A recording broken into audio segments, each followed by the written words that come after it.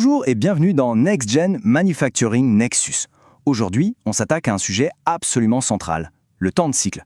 C'est vraiment le point de convergence, le nexus entre les principes de la fabrication et l'agilité du monde du logiciel. Et c'est la clé, vraiment, pour transformer une opération qui est RAM en une machine ultra performante. Alors voilà le programme.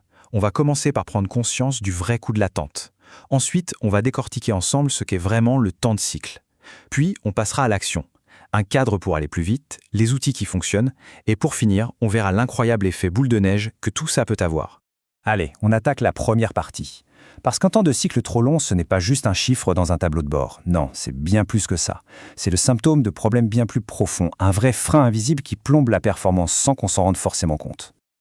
Ah, cette question, on se l'est tous déjà posée, pas vrai? Que ce soit devant une ligne d'assemblage ou en plein milieu d'un projet de développement, ce sentiment de lenteur, cette frustration, c'est un signal d'alarme universel. Ça veut dire qu'il y a un grain de sable quelque part dans la machine.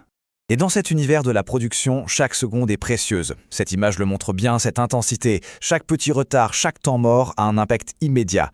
Le temps ici, c'est la seule ressource qu'on ne peut absolument pas récupérer. J'aime bien cette idée de taxe invisible. C'est exactement ça. Une taxe qui grignote les marges en silence. Chaque minute perdue, c'est des ressources qui sont immobilisées, des coûts qui augmentent, et au final, c'est la rentabilité de toute l'entreprise qui en prend un coup. Bon, maintenant, il est temps de mettre les choses au clair.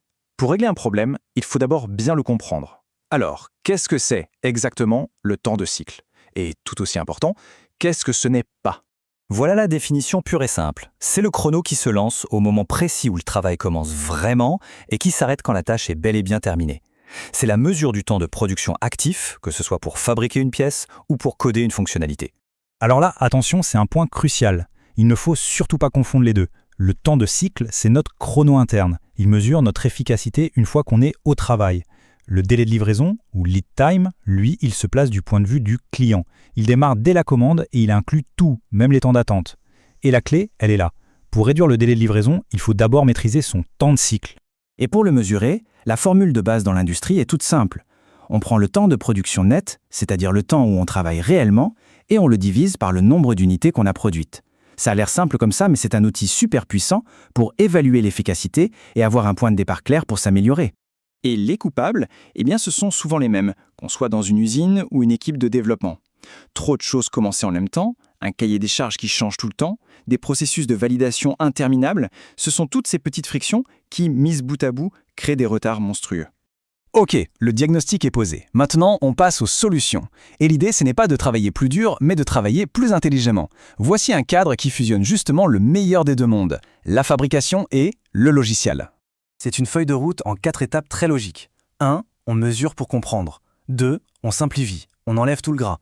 3. On optimise ce qui reste. Et 4. On automatise et on standardise pour que les améliorations durent dans le temps. Simple et efficace.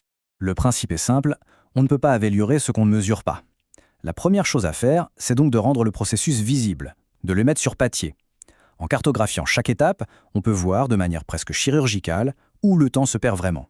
C'est là qu'on trouve les fameux goulots d'étranglement. Une fois que tout est visible, l'objectif est de simplifier au maximum. Dans la fabrication, ça veut dire appliquer les principes du Lean pour chasser le gaspillage.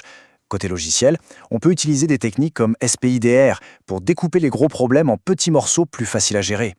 Et puis il y a une règle d'or, universelle. Limiter le nombre de choses qu'on fait en même temps. C'est l'un des moyens les plus efficaces pour accélérer le rythme. Bien, on a le cadre, la méthode. Maintenant, passons du quoi faire au comment le faire. Parce qu'il faut les bons outils et les bonnes stratégies pour que ça marche vraiment sur le terrain. Et regardez ça, c'est l'exemple parfait de l'aide que la technologie peut nous apporter. Des tableaux de bord comme celui-ci, ça transforme un flot de données brutes en quelque chose de visuel, de compréhensible immédiatement. Ça rend l'invisible visible. Et ça permet de réagir tout de suite à un problème, pas 3 semaines après quand il est trop tard. Mais attention, la technologie ne fait pas tout. Loin de là. Comme le dit cette citation, le facteur humain reste absolument essentiel. Un bon leadership, une communication fluide, c'est lui qui fait tourner les rouages. Sans ça, même le meilleur des processus finit par coincer. On arrive à la dernière partie, parce que réduire son temps de cycle, ce n'est pas juste une question de vitesse. Non, c'est le point de départ d'une véritable réaction en chaîne, d'une vague d'effets positifs qui se propage à travers toute l'organisation. Regardez-moi ces chiffres, c'est concret. On ne parle pas d'une petite amélioration là, c'est une transformation radicale.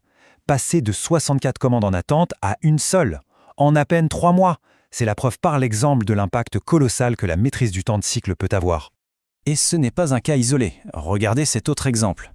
Le temps pour traiter une commande qui passe de 18 jours à 4 heures, c'est juste dingue. Et les chiffres qui suivent parlent d'eux-mêmes, des centaines de milliers, des millions de dollars d'économies. La vitesse, quand elle est bien gérée, se transforme directement en argent. Ce graphique résume parfaitement la situation. Réduire le temps de cycle, ce n'est pas un but en soi. C'est un levier qui déclenche toute une cascade de bénéfices. On produit plus, on améliore la qualité, on devient plus réactif, et au final, on prend un avantage décisif sur la concurrence.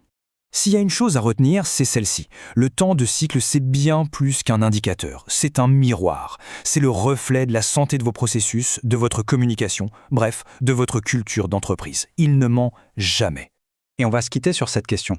Après tout ce qu'on vient de voir, la prochaine étape, c'est de regarder ses propres processus et de se poser la question, honnêtement, il est où le frein? Parce que l'identifier, c'est déjà faire le premier pas sur le chemin de la performance.